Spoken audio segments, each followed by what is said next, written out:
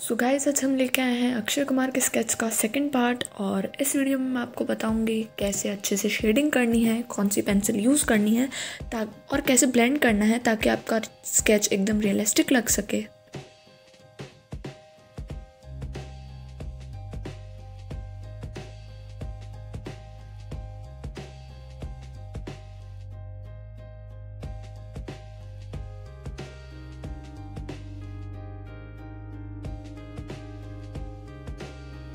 पहले मैं यहाँ लाइट पेंसिल से यानी कि HB पेंसिल से बाउंड्रीज ड्रॉ कर रही हूँ एंड फिर हम HB पेंसिल से शेड करेंगे एकदम लाइट, उसका बेस तैयार करने के लिए। और फिर उसके ऊपर हमें 4B पेंसिल या 6B पेंसिल का यूज़ करना है, जहाँ लाइट शेड है, डार्क शेड है, वो देख के। अरे दीदी, आप क्या बता रहे हो? इसमें कुछ दिख तो रहा नहीं, अब हाथ देखे क्या इसमें? क्या करें यार, अब हमको कुछ आता तो है नहीं, तो बस बना रहे हैं और आप देख रहे हैं तो देखते जाइए थोड़ा। यार क्या बोल रहे हैं, हम बकवास कुछ ज़्यादा ही करने लग गए आजकल। अब क्या करें, हम ऐसे ही हैं हम तो यार। Guys please ignore my nails. हाँ मतलब मैं बहुत आलसी हूँ, मुझको पता है। नेल्स पॉलिश थोड़ी हट गई है बट मैंने उसको रिमूव नहीं करी। But you ignore me my nails and अपने स्केच पे ध्यान दो। वैसे टैलेंट तो है ना, हमें इतने बड़े बड़े नेल्स करके भी हम अच्छे से स्केच कर लेते हैं। हाँ वही, टैलेंट की कमी तो नहीं है इंडिया में। और सबसे ज़्यादा जुगाड़ टेक्निक, आपको साइड में बॉटल दिख रही होगी ना, उसमें मैंने अपना जुगाड़ टेक्निक लगाई है ये वीडियो शूट करने के लिए, आप लोगों के लिए। तो गाइज प्लीज़ इसको लाइक कर देना, ये बहुत मेहनत से करा है मैंने, दिमाग खपाना पड़ता है पूरा दिन इसके लिए। और अब हम आउटलाइन बना रहे हैं हेयर्स की। उसके बाद हम उसमें चारकोल से अच्छे से हेयर बना देंगे और फिर बस बन गया अपना स्केच। और क्या चाहिए, है ना, और क्या चाहिए।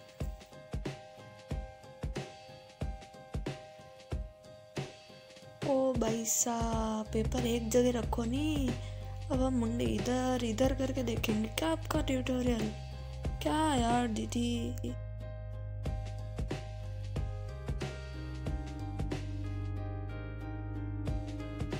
तो बस इसमें अभी तो आउटलाइंस ही बना रहे हैं हम। अभी तक सिर्फ आउटलाइंस ही चल रही है और आउटलाइंस ही चल रही है।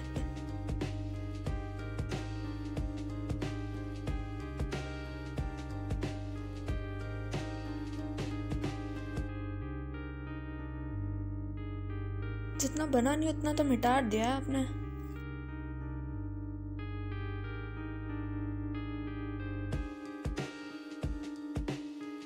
वो फिर वापस इरेजर लिया है। नहीं, क्या चल क्या रहा है आपके खोपड़ी में, हमें बताओ जरा।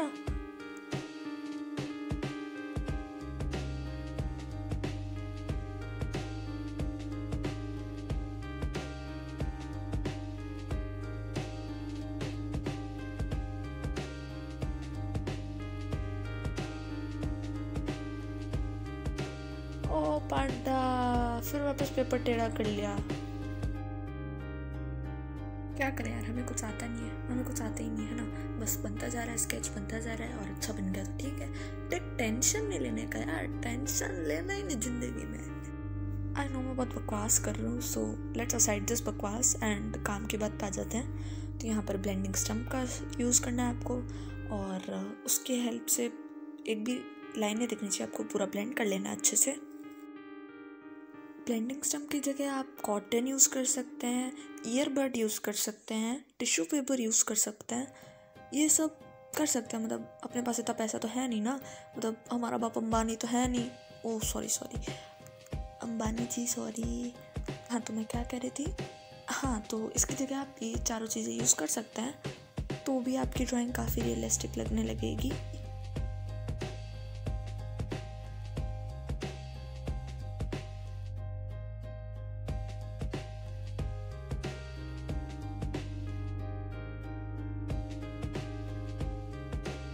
हमेशा एक पेपर यूज़ करना साथ में, ताकि आपके हाथ से वो शेड फैल ना जाए। तो यहाँ पर आप देख पा रहे होंगे मैंने भी एक पेपर का यूज़ करा है।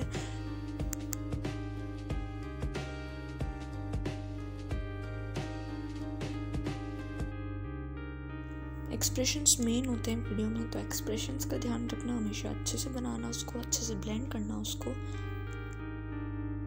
जैसे कि मैंने पहली वीडियो में बताया था कि टीथ को कभी भी डार्क नहीं करना है, टीथ को हमेशा लाइट रखना, लाइट शेड करना एकदम, और एकदम लाइट यानी कि HB पेंसिल से उसके आउटलाइंस ड्रॉ करना।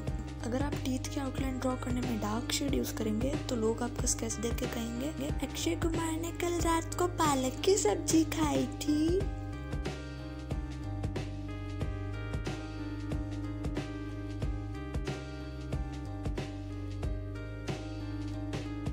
और जहाँ आपसे गलती हो जाए, छोटा सा पार्ट आपको इरेज करना हो, तो आप टॉम्बो इरेजर के या डेबल इरेजर की हेल्प ले सकते हैं। बट वापस वही बात कि हमारा बाप कोई अंबानी तो है नहीं, तो हम ये घर पे बना सकते हैं इजीली। आपको बस अपना जो नॉर्मल इरेजर है उसको एक कटर की हेल्प से या ब्लेड की हेल्प से भी आप उसको कट कर सकते हैं, और उससे इजीली आप फिर छोटे छोटे पार्ट्स इरेज कर सकते हैं।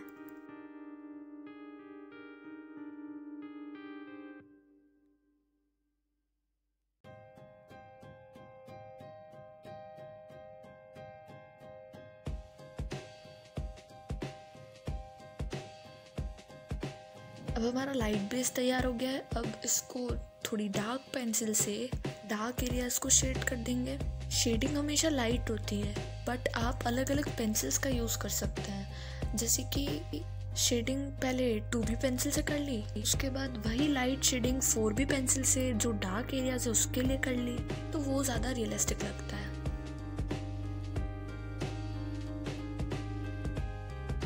इसको मैं अब कॉटन की हेल्प से ब्लेंड कर रही हूँ। हमेशा बड़े पार्ट के लिए आपको कॉटन या ब्रश का हेल्प ले लेनी चाहिए ब्लेंड करने के लिए, क्योंकि ब्लेंडिंग स्टम्प से इतने बड़े पार्ट्स हो नहीं पाते हैं अच्छे से ब्लेंड, और हो भी जाएंगे तो आपको टाइम बहुत ज़्यादा लगेगा। क्या बात कर रहे हो दीदी, टाइम ही तो नहीं है हमारे पास।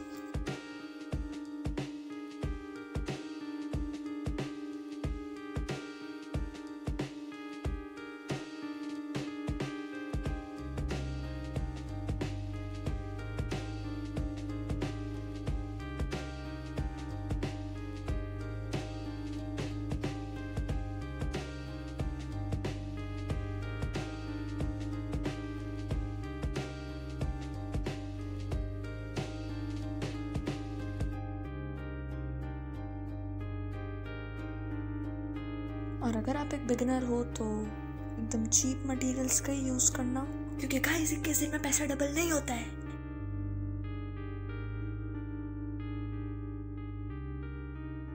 और अगर आप गलती से महंगा सामान लिया है तो योर फादर भी लाइक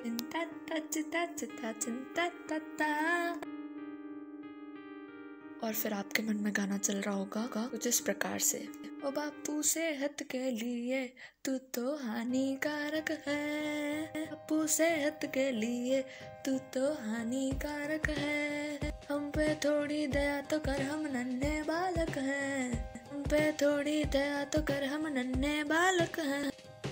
ओ भाई मैं तो कुछ ज़्यादा ही गंदा गाती हूँ यार, बट नॉट लाइक ढिंचक पूजा। मेरे को कमेंट करके बताओ मैं कैसा गाती हूँ, मुझे तो अपने आप पे शक है।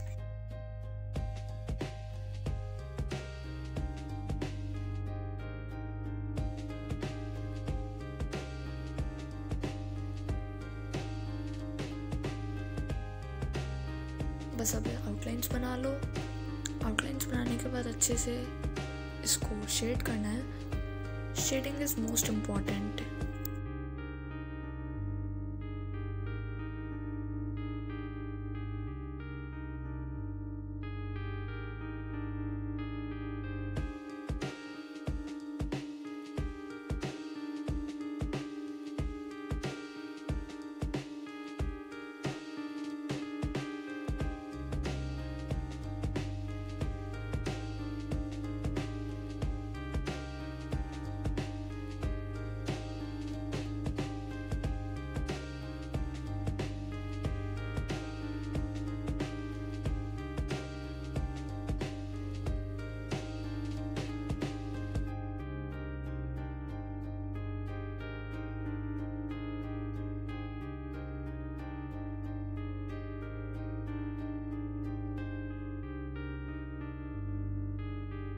एंड टेक योर टाइम, बहुत जल्दी जल्दी मत करना, टेक योर टाइम। जब आप धीरे धीरे बनाते हैं तो वो स्केच बहुत ही ज़्यादा अच्छा बनता है और एकदम रियलिस्टिक बनता है।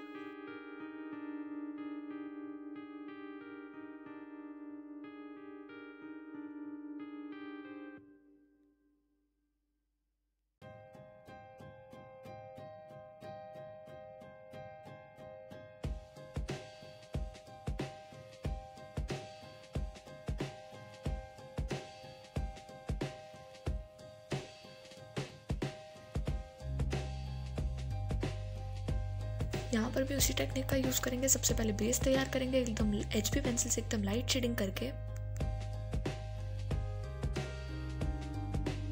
उसको भी ब्लेंड करेंगे अच्छे से।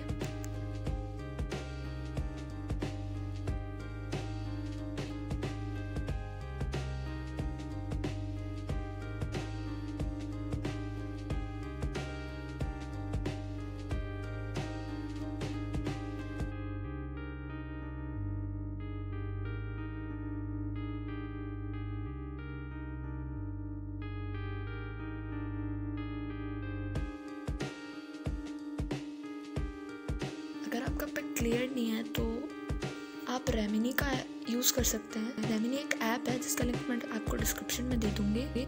उससे फ़ोटो एकदम एनहांस हो जाते हैं, क्लियर हो जाते हैं एंड आप उसको कितना भी जूम करके अच्छे से क्लियरली ड्रॉ कर पाएंगे।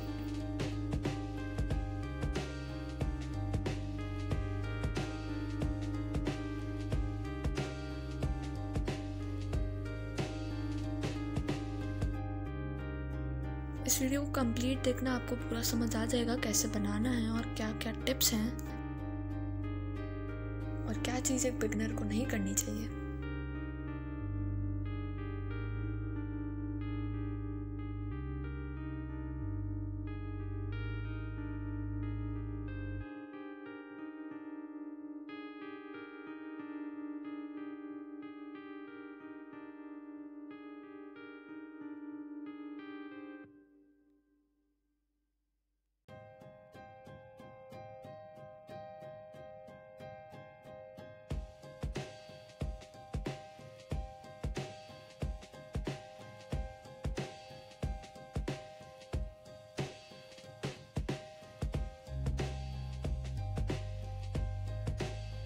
हम पूरे स्केच में अभी ग्रेफाइट का यूज़ कर रहे हैं।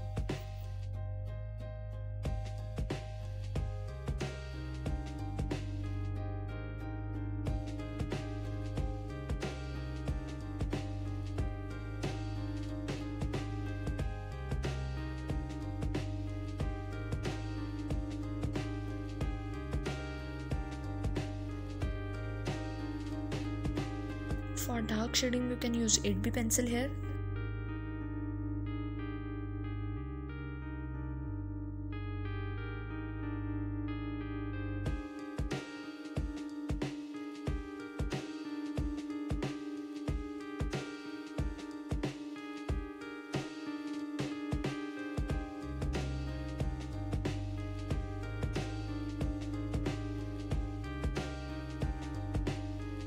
गाइस अब हम हेयर ड्रॉ करेंगे और हेयर मैं चारकोल की हेल्प से ड्रॉ कर रही हूँ। यहाँ मैं हार्ड शेड ले रही हूँ इसका। चारकोल से आप हेयर, आईब्रोज और आईज ड्रॉ कर सकते हैं। Charcoal is best for hairs.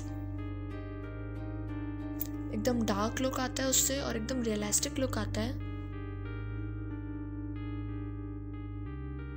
Slowly एक ही डायरेक्शन में आपको स्ट्रोक्स लगाना है।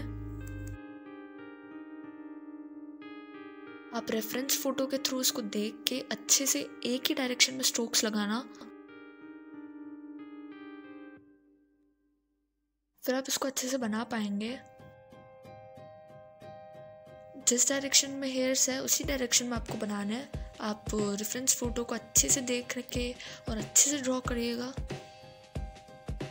मैं यहाँ पर हार्ड शेड का यूज़ कर रही हूँ चारकोल का। और जहाँ मेरे को लगेगा मैं सॉफ्ट का यूज़ कर लूँगी। सॉफ्ट का यूज़ हम वहाँ करते हैं जहाँ हमको लग रहा हो कि वहाँ शैडो है, फिर हमको डार्क करना होता है। तो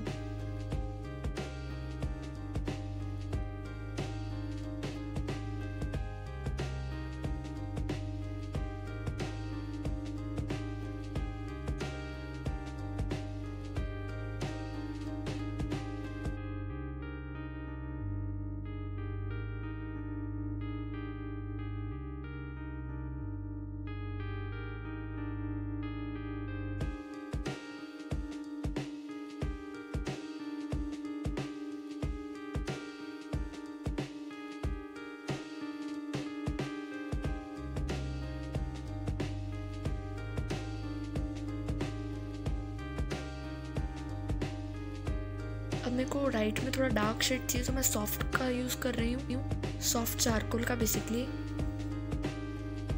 इससे आपके पोर्ट्रेट को काफ़ी अच्छा लुक आएगा, आप देख सकते हैं।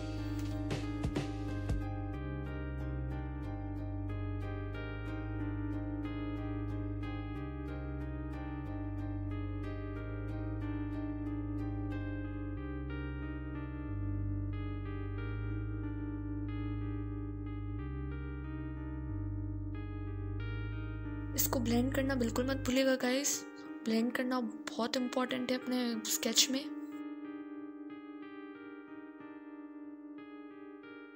और इसको मैं ब्लेंडिंग स्टम्प की हेल्प से ब्लेंड कर रही हूँ अच्छे से।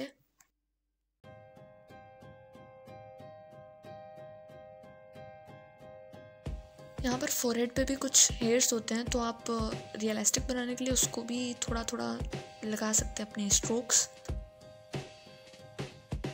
इससे वो बहुत ज़्यादा रियलिस्टिक लगेगा।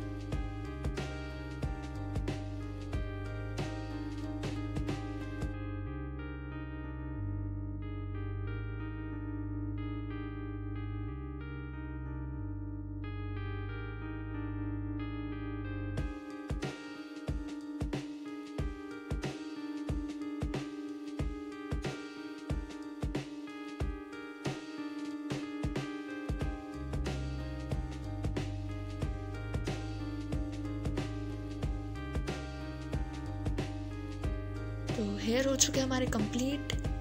अब हम क्लोथ्स और नेक का पार्ट कंप्लीट करेंगे। तो पहले मैं इसके आउटलाइंस तैयार कर लूँगी और उसके बाद वापस वही अपनी टेक्निक यूज़ करेंगे हम। 2B पेंसिल से सबसे पहले शेड करेंगे, लाइट बेस तैयार करेंगे। उसके बाद उसके ऊपर हम डार्क शेड पे 8B, 6B और 4B पेंसिल यूज़ कर सकते हैं। अपने रेफरेंस फ़ोटो से मैच करके आप यूज़ कर सकते हैं ये सब।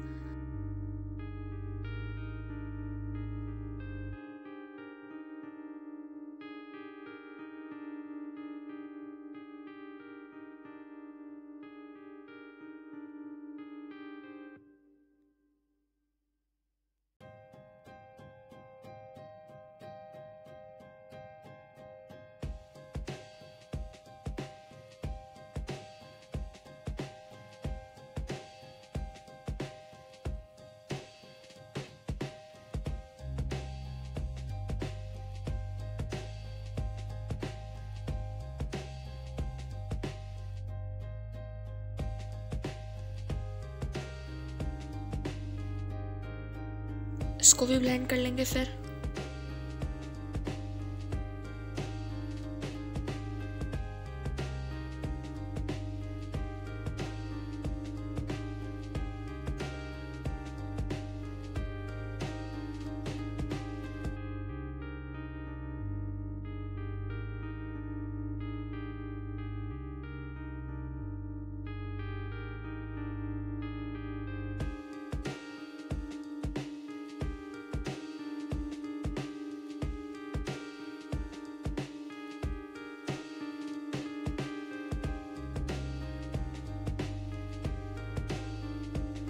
बड़े पार्ट के लिए मैंने कॉटन का यूज़ किया है फॉर ब्लेंडिंग।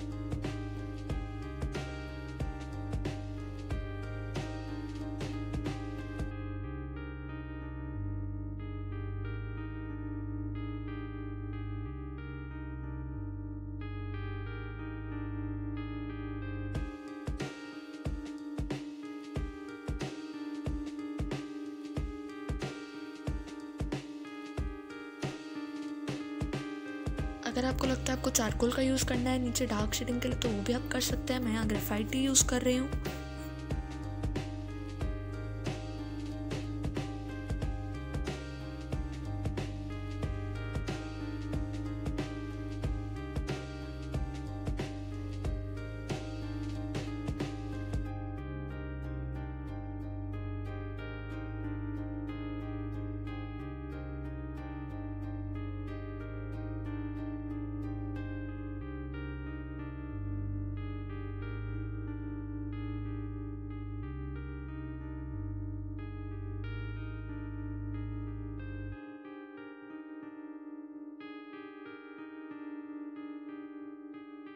फिर हम वापस से उसके आउटलाइंस कर लेंगे, आउटलाइंस को थोड़ा डार्क कर लेंगे।